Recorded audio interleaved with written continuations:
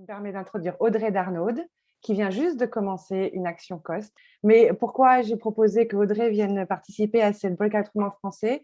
C'est parce que l'action qui est dans le domaine de l'écologie maritime et de la, oui, un PhD en marine et en biologie marine et l'action est sur le resource management La ici. connectivité marine Connectivité fonctionnelle. marine, voilà, qui évidemment intéresse tous les côtés de l'Atlantique. Donc, Céline, je te laisse la parole. Ok.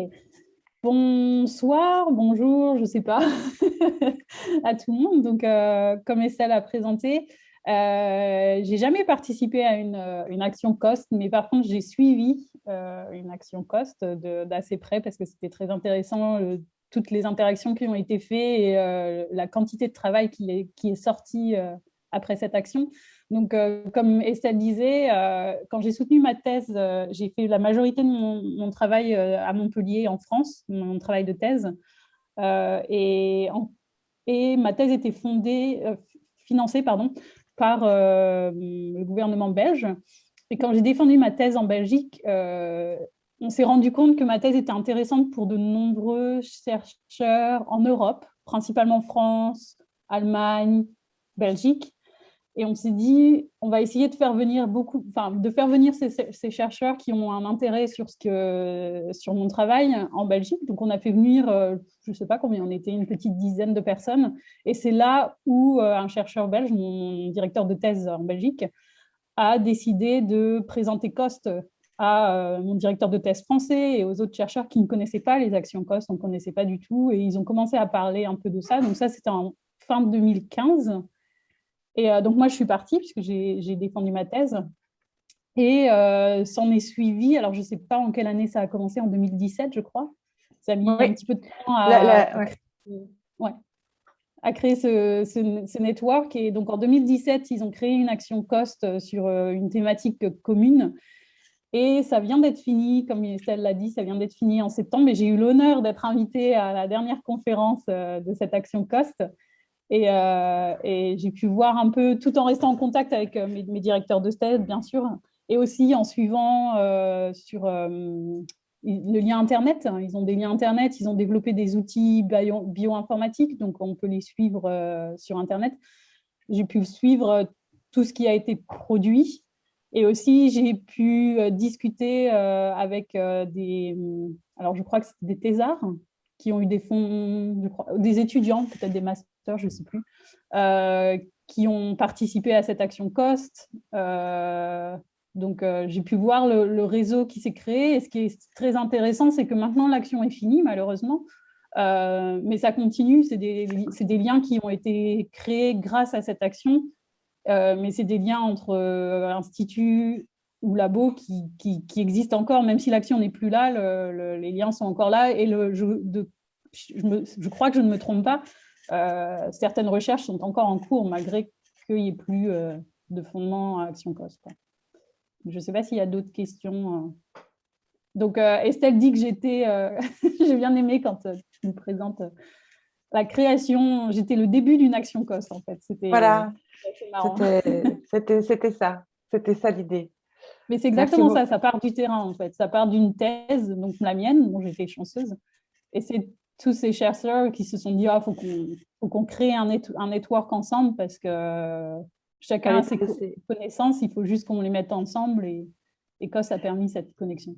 Voilà, et moi, ce que je trouve aussi assez important dans ton histoire, c'est tu as la thèse en 2015, le projet a été présenté en 2016 et a commencé en septembre, en novembre 2016. Le call a été clôturé en 2016 et en novembre, l'action a commencé. Donc, le time frame est très court, en fait. Il n'a pas fallu 3 ans pour soumettre et pour être approuvé. Merci beaucoup, Céline. Audrey? Oui, alors moi j'ai une expérience un petit peu différente. Donc en fait, je suis chercheuse en effet à Montpellier aussi. Donc on est bien toutes les deux issues de Montpellier. Charlotte avait raison.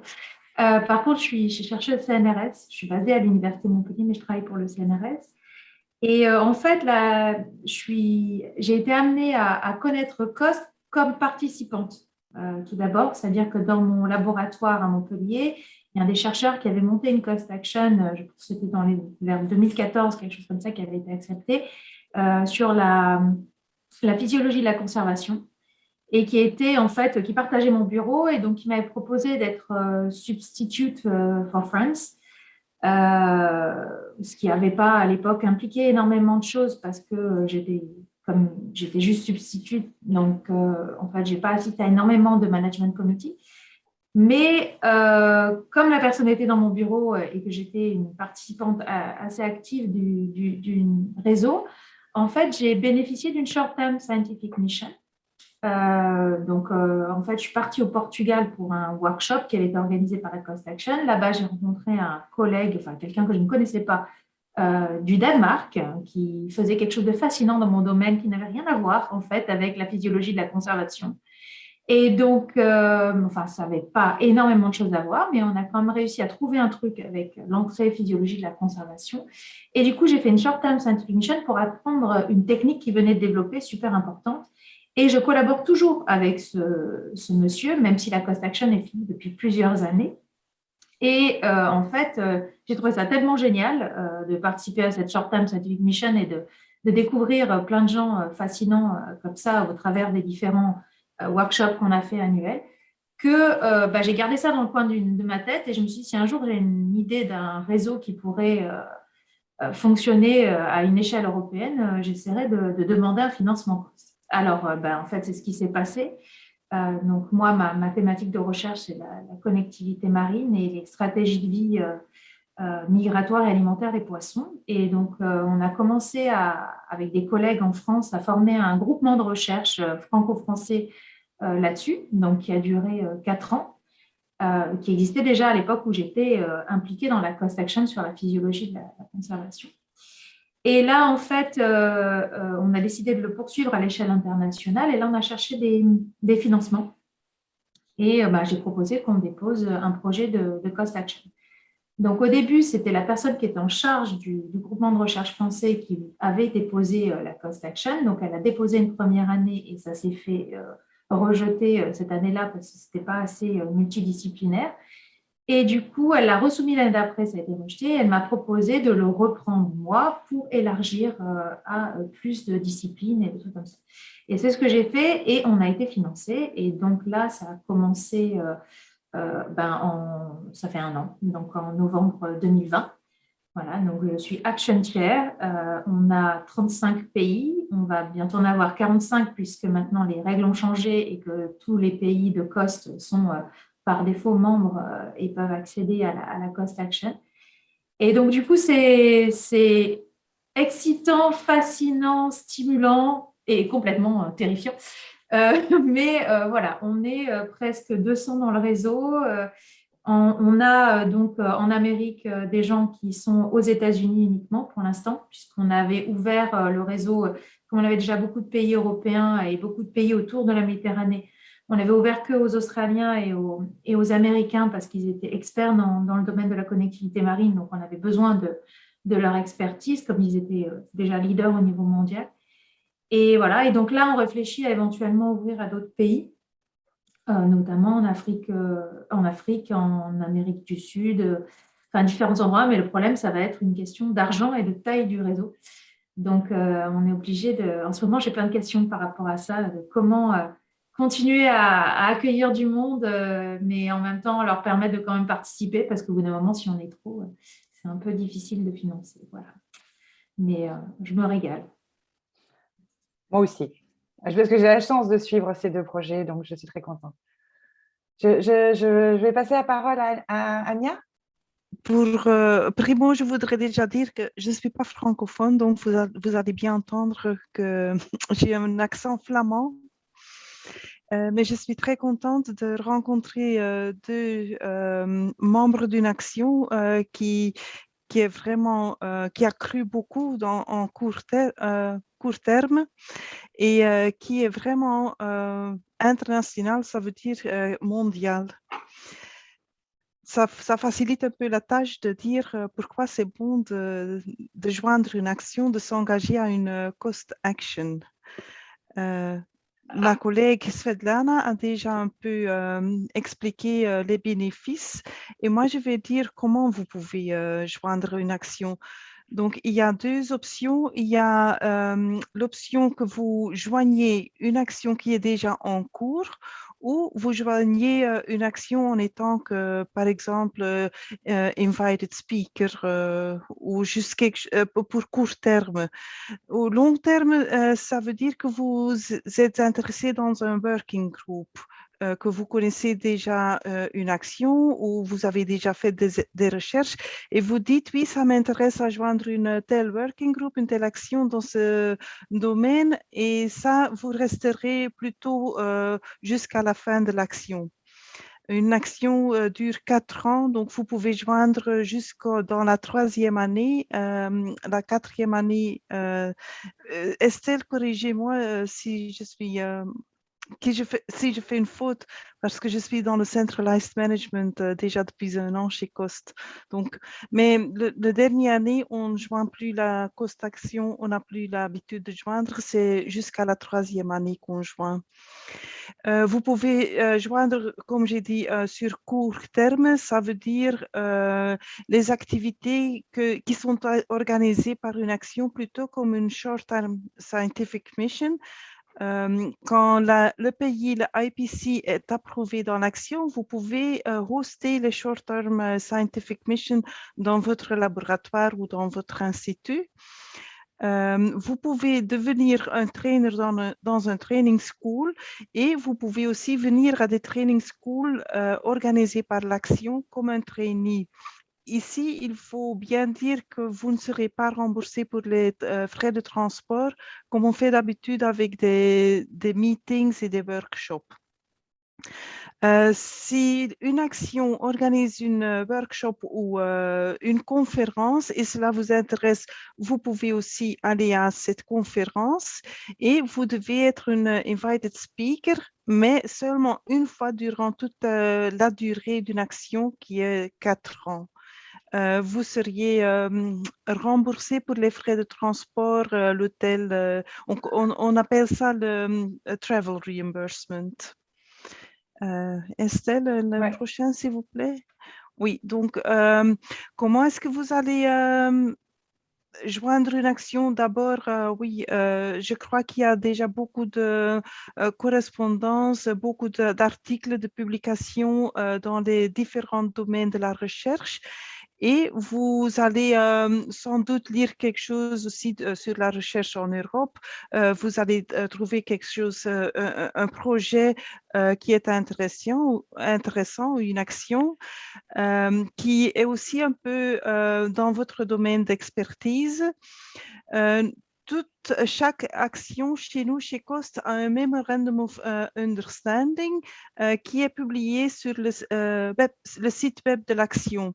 Donc là, vous pouvez vous informer exactement sur quoi l'action fait et comment l'action procède. Je vois que le slide est parti. Non, ça va, pas de problème. Hein. Si vous dites, oui, cette action me va bien, c'est vraiment dans mon domaine et je voudrais savoir comment ça fonctionne en Europe, s'il y a des chercheurs qui peuvent me donner d'informations, peuvent collaborer ou voudraient collaborer avec moi aussi, vous contactez le chair de l'action ou le working group leader si vous voulez joindre un working group. Et ces gens-là, ils vont tout expliquer ce qu'ils font, les tâches qu'il y a et les contributions éventuelles entre l'action, l'Europe et votre pays. Et après ça, vous pouvez suivre tout un... C'est vraiment très léger. Et il y a 2-3 étapes à faire en e-cost, notre système chez Cost pour joindre des actions pour être remboursé et tout ça.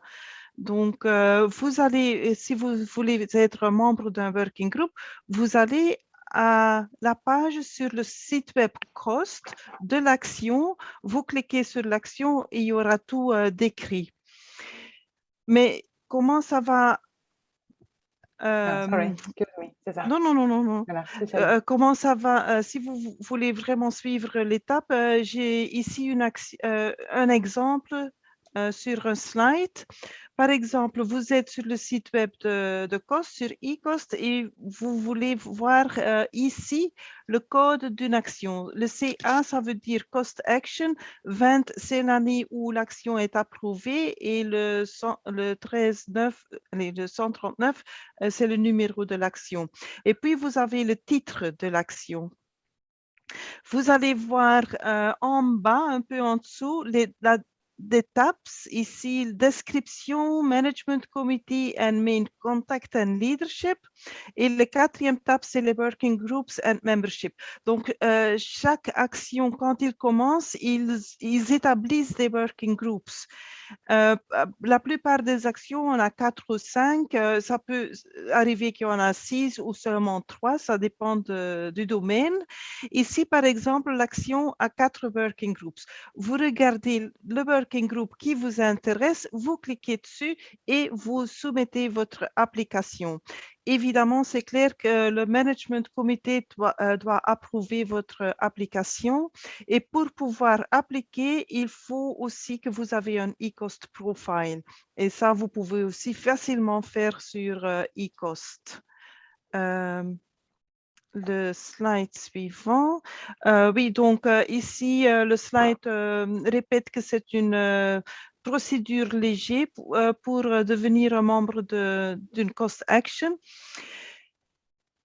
Vous avez déjà entendu comment, si vous voulez être actif dans le working group ou dans le short-term scientific mission, mais ici plutôt c'est comment vous pouvez être déjà dans l'action dès le début. Donc, il se peut que vous êtes contacté par des proposers ou que vous connaissez des chercheurs en Europe qui vont proposer une action. Et si vous êtes dans la proposition qui est soumise à Cost et quand l'action est approuvée, vous êtes aussi automatiquement approuvé pour rejoindre le Cost Action. Voilà. Vous pouvez... Oui, ça va. Donc, vous pouvez aussi joindre comme un expert. Chaque action, donc chaque année, nous avons un open call. Il y avait deux avant, mais la dernière fois, je crois qu'on a seulement eu un open call. Il y a toujours des experts qui vont évaluer la proposition à part des officers scientifiques de chez Cost. Donc, vous pouvez aussi demander, appliquer pour être un expert pour évaluer un proposal. Sorry, excuse-moi, Voilà. Voilà. S'il vous plaît. Attends. Non, j'ai le slide qui part. OK. Là, c'est bon. Excuse-moi. Non, c'est pas ça. Où est passé là? Non, de toute façon, si vous voulez devenir un expert ou si vous êtes intéressé à des Cost Actions, vous allez recevoir toutes les informations de ce que nous avons dit et discuter aujourd'hui. Donc, vous allez recevoir tout dans les jours qui viennent, et nous sommes toujours là pour vous aider. Donc, nous sommes à votre disposition 5 jours sur 7. Je suis désolée. Pas dire les heures, Estelle. Non, mais j'essaye de... Mais nous sommes là pour vous aider. Voilà. S'il y a quelqu'un qui a des... Ouais. S'il y en a qui ont des questions, vous pouvez les demander maintenant dans le chat, ou vous pouvez demander comme ça. Ouais, je suis désolée, excuse-moi Anya, d'avoir fait bouger les slides en même temps. C'est parce qu'en fait, je fais défiler le chat en même temps. Il y a une question de Clément, qui est chercheur à l'INRAE et qui vient de Montpellier. Donc, décidément, on a une breakout room bien montpelliéraine. Et à propos une question pour monter un réseau également. Mais je comprends, Clément, que vous êtes, je ne sais pas, il y a moyen d'interagir, Charlotte, avec l'audience? Ah oui, voilà, je vois. Oui, mon micro est ouvert. Bonjour. Et en fait, votre institution est française. Oui. Une Et institution, je suis INRAE récemment et j'ai une collaboration de long terme avec les US et maintenant plusieurs acteurs en Europe. Et le fait d'avoir maintenant plusieurs acteurs en Europe me fait m'intéresser de plus en plus au cost action pour financer ce réseau pendant quelques années, enfin le côté networking du réseau, mais pas recherche et développement. Et du coup, voilà, je m'intéressais en particulier à l'implication d'acteurs hors membres de l'association. Donc, j'ai noté le statut Third Parties, International Partner. ouais. Si on peut avoir quelques infos effectivement là-dessus, en particulier pour les Américains, ça m'intéresse. Parce que ce qui n'a pas été présenté par Anya, parce que forcément, nous, on avait ciblé les participations internationales. Et effectivement, avec une institution française, vous pouvez soumettre vous-même un projet, une action cost. Ce que nos partenaires internationaux ne peuvent pas faire, ne sont pas éligibles à présenter une action cost. Par contre, ils peuvent effectivement être associés au réseau qui serait proposé au financement. Ils peuvent être dans le network proposant et ils peuvent également rejoindre en cours de durée de vie une action. Donc, ce sont les moyens de participation internationaux. Et c'est pour ça que, en fait, je faisais défiler le chat et à chaque fois que j'essayais de faire défiler le chat, comme c'était moi qui avait la présentation, ça faisait bouger les slides en même temps. Voilà pourquoi. Est-ce qu'il y a d'autres questions? J'ai une question, c'est le privilège d'avoir accès au microphone plus facilement. Quand on dit que les pays tiers peuvent rejoindre une action, qui rejoint? Est-ce que c'est l'institution ou est-ce que c'est un chercheur individuel? Alors, jusqu'à présent, Anya, corrige-moi si je me trompe, jusqu'à présent, jusqu'à l'année dernière, c'était une personne qui représentait une institution. Maintenant, c'est une personne individuelle, mais qui doit être affiliée à une institution. Donc, ce n'est pas une personne privée. Cette personne, ça doit être un chercheur ou quelqu'un qui est dans une entreprise, mais ça ne peut pas être une personne privée qui est intéressée de participer à des travaux, qui voudrait demander à Audrey de joindre un working group parce que juste il est intéressé par le sujet en tant que question générale. Il faut que ça contribue, il faut que la personne soit affiliée à une institution dans le domaine. Et c'est toute la particularité de COST et ce qui a des fois déstabilisé les chairs au début, parce que des fois, il y a des gens qui demandent à participer en ayant un domaine d'action qui est peut-être un peu éloigné. Mais justement, le côté transversal et le côté transdisciplinaire de COST permet d'associer des disciplines scientifiques qui pourraient être quand même très éloignées. Et on a vu ça aussi dans l'action qui a été initiée par Céline, par sa thèse. Au début, c'était donc le domaine de l'action, et c'est les plantes qui affectent les vignes, les oranges, les orangeraies et les citrons. Et donc, c'est très, très important pour le bassin méditerranéen, tout le système. Et puis, au fur et à mesure, on a vu qu'il y a d'autres personnes qui se sont joints, d'autres disciplines scientifiques qui se sont joints, parce que ça touche effectivement l'organisation locale, ça touche l'organisation des villes, il y a eu beaucoup comment dire, d'associations, de gens qui se sont associés aux travaux qui ont été faits dans cette action, qui n'étaient pas forcément du domaine scientifique étroit. Et il y a eu beaucoup de connexions sur d'autres sujets et aussi sur d'autres domaines scientifiques. Je sais qu'il y a eu sur du riz, par exemple, il y a eu des publications qui ont été financées par la Cost Action je serais bien incapable d'expliquer comment, mais sur les génomes, une recherche importante sur le riz, voilà, qui est assez loin du sujet, mais ça a permis des collaborations assez transdisciplinaires. Je ne sais pas si on peut intervenir ou… Je t'en prie, je pense, Charlotte. J'aurais un petit truc à dire par rapport à ça, c'est qu'en effet, c'est assez déstabilisant parce que donc il y a des gens qui postulent. Alors en plus, je ne sais pas trop comment ça va se passer maintenant avec les nouveaux outils e-cost et justement la nouvelle façon de postuler pour joindre un working group. Mais Ce qu'il faut savoir, c'est que du coup, en tant qu'action chair ou via le management committee, on est censé approuver ou pas chaque personne qui postule pour rejoindre l'action individuellement. Et ça pose aussi un problème parce que moi, j'ai eu beaucoup de gens qui voulaient joindre pour leur labo. C'est-à-dire, moi et mon équipe, on aimerait joindre, mais on est 12. Et je leur ai dit non, non, moi j'ai besoin de chaque personne inscrite et pas un laboratoire en général. Chaque personne qui contribue, c'est parce que personnellement, elle va contribuer à un working group pendant. Voilà. Donc ça, c'est quelque chose d'assez inhabituel, on va dire, dans la façon dont les réseaux se montent, parce qu'en général, c'est des réseaux de laboratoires dans mon domaine plus que d'individus. Et là, c'est vraiment des individus qui vont contribuer chacun pour eux-mêmes en étant affiliés à un laboratoire. Donc, dans certains laboratoires, on a plusieurs chercheurs de ce laboratoire et dans d'autres, il n'y a qu'une seule personne et des fois, c'est un postdoc. Donc, ça, c'est assez déconcertant pour les gens qui ne connaissent pas le système COST, mais ça a aussi ses avantages. Donc.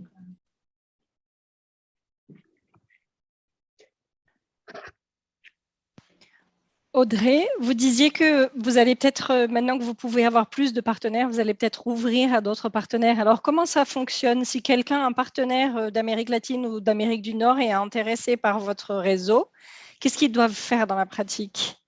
Est-ce que c'est vous qui allez les chercher? Est-ce que c'est vous, enfin, comment est-ce qu'ils peuvent manifester leur intérêt?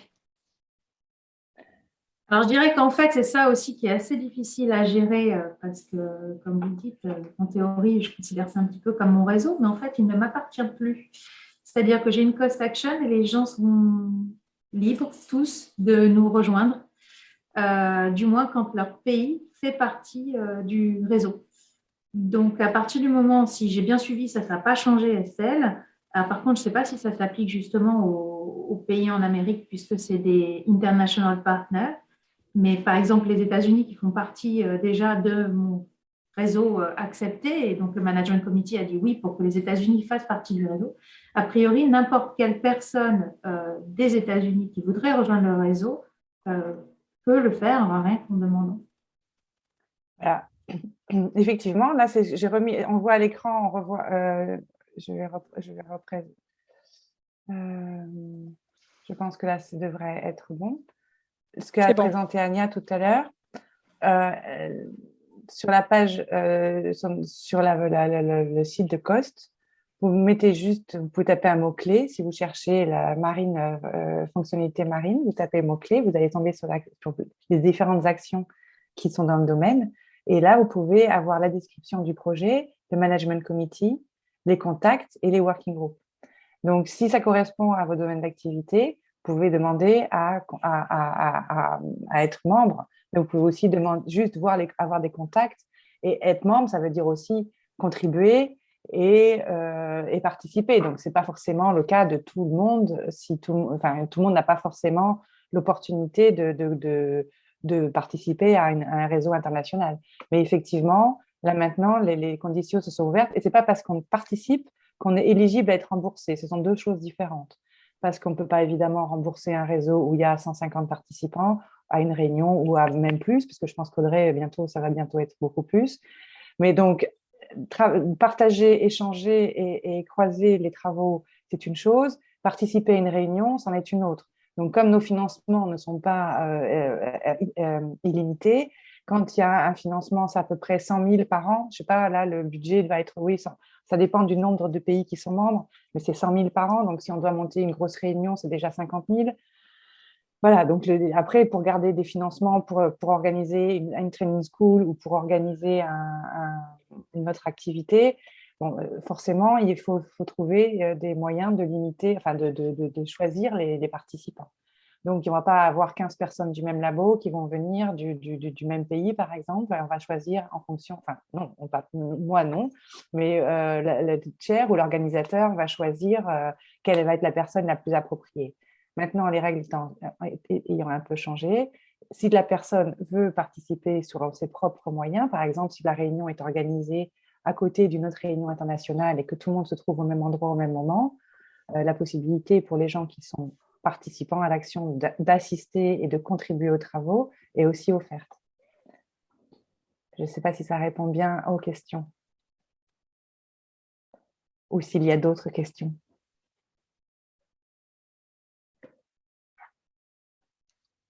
On est juste dans les temps, je crois. Hein. Et peut-être un tout petit bémol à mettre, voilà, c'est peut-être parce que bon, il faut que les gens soient au courant de ça avant de s'engager aussi dans ce genre de collaboration. Après, c'est peut-être pas le cas pour toutes les cost action, mais notamment c'est le cas pour la nôtre parce qu'elle est assez grande et que les financements sont justement restreints. Pour l'instant, on n'envisage absolument pas, même si on a la possibilité de le faire, d'organiser la moindre training school ou quoi que ce soit aux États-Unis, parce que ça voudrait dire envoyer beaucoup de gens d'Europe aux États-Unis en leur payant le voyage. Et ça nous montrait les coûts pour une training school à 50 000, voire 100 000 euros, suivant le nombre de participants. Donc, faire une training school avec 5 participants juste parce qu'on va la faire aux États-Unis, c'est difficile de prendre ces choix-là. Donc, il faut quand même que les gens aux États-Unis ou en Amérique du Sud qui veulent rejoindre le réseau soient conscients du fait que financièrement, ils vont avoir très peu d'avantages. Par contre, ils auront accès à tout le réseau. Et l'avantage, c'est qu'avec malheureusement, avec la COVID-19, on est passé à beaucoup de fonctionnement avec des meetings en ligne et des choses comme ça et des activités virtuelles. Et du coup, pour l'instant, nous, par rapport à nos participants, notamment aux USA, on en a 5 pour l'instant. Ils ont pu participer à pratiquement toutes les réunions depuis qu'ils ont rejoint le réseau, puisqu'on a pratiquement tout fait en ligne. Et donc, ils sont très actifs dans ce qu'on produit comme deliverables grâce à ce fonctionnement un petit peu virtuel. Mais après, voilà, on peut leur financer qu'un seul meeting pour toute la cost action. Et donc, il faut qu'ils trouvent les moyens financiers de venir nous rencontrer par eux-mêmes. Voilà. Juste en complément, effectivement, organiser un training aux États-Unis, ça coûte cher, mais l'inverse, on peut financer la venue d'un traîneur des États-Unis. Et ça, c'est une chose, donc ça permet et ça a été le cas dans l'action avec Céline, où il y a eu l'expérience au Brésil, en Argentine et en Californie était en avance par rapport aux travaux européens, parce que la maladie est plus importante, elle a commencé plus tôt aux États-Unis qu'en Europe, et donc l'expérience des scientifiques était très importante, et des scientifiques sont venus pour expliquer où en étaient leurs travaux par rapport aux travaux en Europe. Ensuite, il y a aussi la possibilité d'envoyer une ou plusieurs personnes, enfin une personne, juste une effectivement, pour un STSM qui peut être jusqu'à 3 mois, pour un Short Term Scientific Mission qui peut être jusqu'à 3 mois. Donc, ça, effectivement, c'est une, mais enfin, visiblement, Audrey, tu as bénéficié de un aussi, toi, pas forcément aux États-Unis, c'est partout en Europe. Là, on parle des États-Unis ou du Canada ou du Brésil parce qu'on est plus orienté vers la collaboration avec les pays du continent américain. Mais effectivement, toutes ces opportunités-là, je pense pour Clément qui pose une question sur un réseau en Europe, toutes ces opportunités-là sont évidemment offertes aux pays en Europe qui participeraient à une action, effectivement. Je ne sais pas s'il y aurait d'autres questions. Je ne vois pas particulièrement de questions dans le chat. Merci Estelle, tout est clair, je crois, pour nos auditeurs. Est-ce que vous voulez terminer cette présentation? Vous voulez partager un dernier conseil peut-être ou un mot d'encouragement pour les auditeurs? Moi, en tant que Science Officer chez COST, je suis toujours ravie des expériences. Chaque nouvelle action est une expérience en soi parce qu'on rencontre des gens. Alors, j'ai un background en social sciences, droit et sciences politiques, droit européen.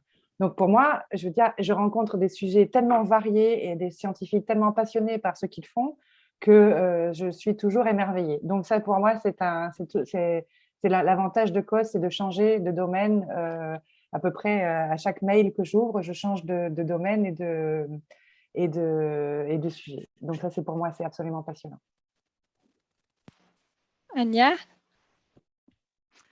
Oui, en fait, j'ai beaucoup d'expérience chez Cost. J'y suis déjà 17 ans, donc depuis le début que Cost est devenu soi-disant indépendant, quand on a terminé avec la commission, on a commencé nous-mêmes avec les funds évidemment de la commission. Et quand je vois combien de fonds sont investis dans la recherche, je ne peux qu'être heureux. Et aussi de voir que c'est international. Dans ces 17 ans, j'ai vu beaucoup de co-sections qui ont commencé et qui existent toujours, mais pas comme cost-action, mais comme étant en recherche dans leur domaine. Et c'est ça qui est vraiment bon de Cost. C'est bon de joindre une institution comme nous parce que ça garantit presque que la recherche dans ce domaine ne va pas être oubliée. Et j'ai aussi vu des actions qui ont débuté dans d'autres actions. Donc, les chercheurs qui ont ou bien commencé une nouvelle action ou des chercheurs qui ont joint une autre action. Donc, vraiment, pour moi, COS, c'est le meilleur outil de réseau de recherche. C'est sûr que c'est un terreau très fertile et qui a souvent plusieurs conséquences positives avec des nouveaux réseaux et aussi des nouvelles propositions à des nouveaux appels de la commission. Et donc, ça, c'est tout à fait positif. Ouais. Oui. Audrey, Céline? Céline, tu peux parler d'abord? Moi, comme non-membre COST, tout ce que j'en ai entendu principalement via le chair de cette COST Action, qui était mon directeur de thèse, c'est que du positif. Et ce qui a déjà été dit, c'est que l'action est finie depuis peu, mais on sait que c'est un réseau qui est solide et que ça va continuer. Et ce qui est intéressant aussi, alors je suis pas membre, mais j'ai suivi un petit peu cette action et je continue à suivre ce réseau parce que dans mon nouveau boulot, je continue à travailler sur ça. Mais c'est aussi ce que je veux dire, c'est que les actions COST sont très bénéfiques pour les membres, mais sont aussi bénéfiques pour les gens qui ne sont pas forcément membres comme moi, qui arrivent à suivre, ça développe, des papiers sont sortis. Des outils bioinformatiques ont été sortis. Donc, c'est bénéfique pour les membres, mais aussi pour la communauté scientifique, ce qui est intéressant. Et un petit point de nouveau de mon directeur de thèse, qui était le chair de cette COST Action, c'est très facile de travailler avec Estelle et les membres COST. Donc, si vous avez des questions, s'il y a des problèmes, je sais que c'est très facile d'interagir avec eux. Je ne sais pas si Audrey va dire la même chose parce qu'en ce moment, je ne réponds pas beaucoup à ses mails, malheureusement. Excusez-moi. C'était l'année dernière. Je ne sais pas cette année. Non, mais parce qu'en fait, le slide qu'on n'a pas encore présenté, c'est que je voulais aussi vous encourager tous à vous inscrire dans la base de données parce qu'on a toujours besoin de chercheurs et d'experts pour évaluer les propositions. Donc, n'hésitez pas à vous inscrire sur la base de données. Et c'est pour ça qu'en ce moment, je ne réponds pas, c'est parce qu'on est en train de faire la sélection des experts pour le call qui vient d'être clos. Et c'est pour ça qu'en ce moment, on est un petit peu busy. Et j'ai une question de Laurie qui demande si on peut financer quelqu'un. Alors, Laurie, on ne peut pas financer quelqu'un directement. Nous ne finançons pas de salaire. Nous ne finançons que des réseaux, donc des réunions, des trainings, des workshops. Mais il y a quand même ce que nous appelons le FSAC, je ne saurais jamais ce que ça veut dire, Agnès. En fait, c'est la personne qui gère les fonds, l'institution qui est le grand holder manager, reçoit 15% du budget pour l'utiliser comme cette institution le souhaite. Donc, si jamais il y a quelqu'un dans cette institution qui est dédié à la gestion quotidienne de l'action, 15% peuvent être alloués, 15% sont alloués à l'institution qui gère les fonds pour gérer. Voilà, j'espère que je me suis fait comprendre. Mais effectivement, il y a 15% du budget qui est alloué pour aider au management. Mais ce n'est pas un salaire. Après, l'institution en fait ce qu'elle veut. Merci Audrey. Un dernier mot avant de fermer la salle?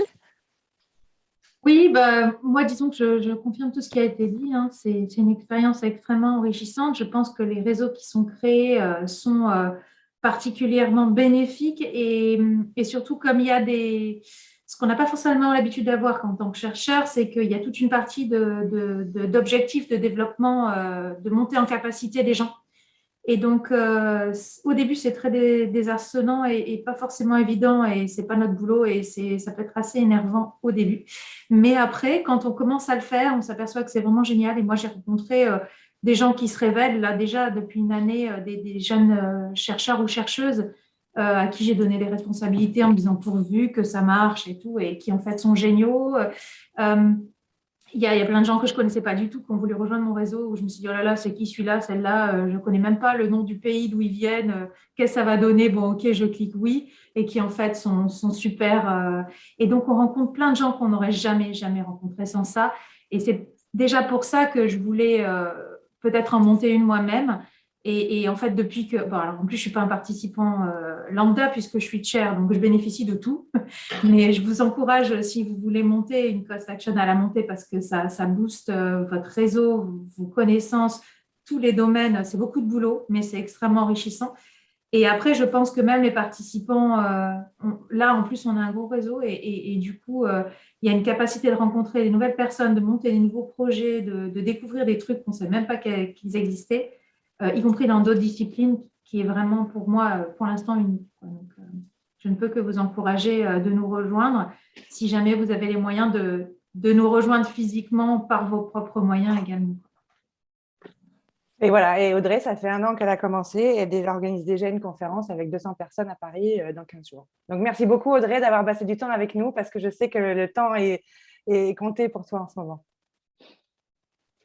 Merci Audrey, merci à toutes. Estelle, merci, et Anya, merci beaucoup pour ces présentations. Je vous en prie. Qui nous ont bien clarifié la façon de procéder. C'est la fin de notre discussion en français. Merci à Céline, Audrey et donc à nos collègues de COS. Merci à vous aussi qui nous avez entendus et qui verrez l'enregistrement. Merci encore et bon après-midi.